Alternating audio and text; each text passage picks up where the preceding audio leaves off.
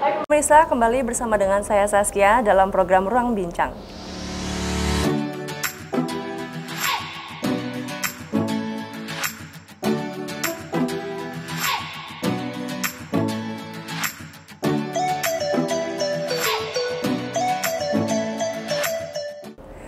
Ya pemirsa, dikala pemerintah giat mengoptimalisasi perekonomian dan juga pembangunan infrastruktur, pandemi COVID-19 hadir dengan berbagai dampaknya yang paling terasa adalah di sektor kesehatan dan juga perekonomian.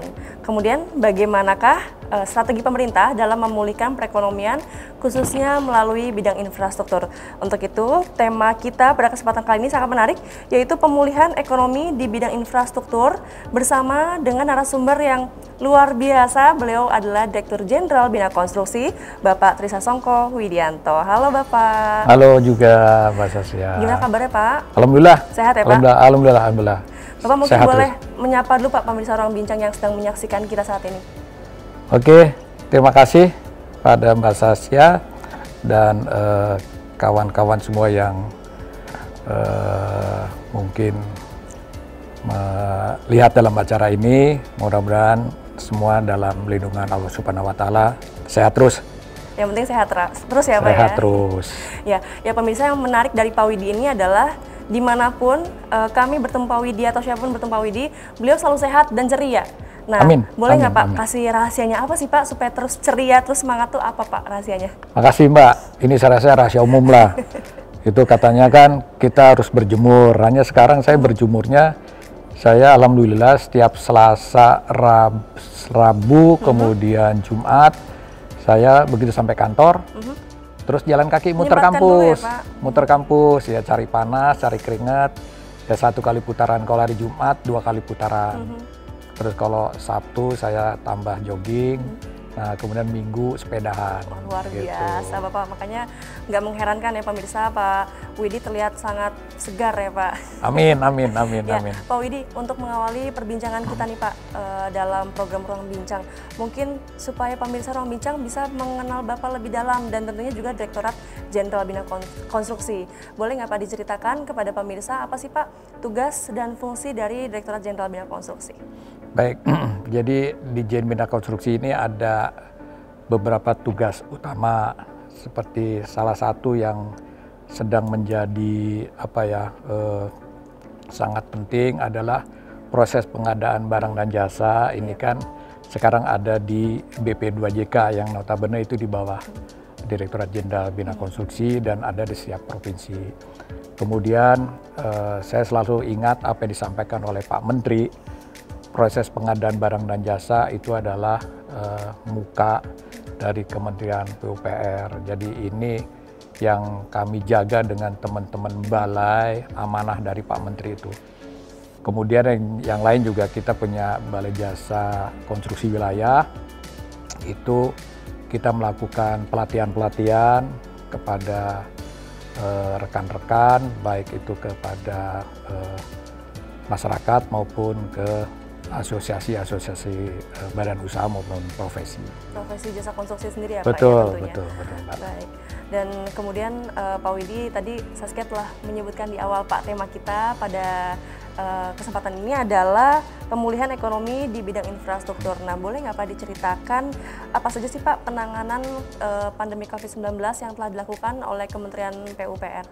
Baik, jadi kalau kita lihat dari, kita ketahui tadi Mbak Saskia dalam pembukaan menyampaikan bahwa dalam masa pandemi ini pemerintah itu mengutamakan kesehatan, sehingga kita melakukan refocusing dan realokasi anggaran.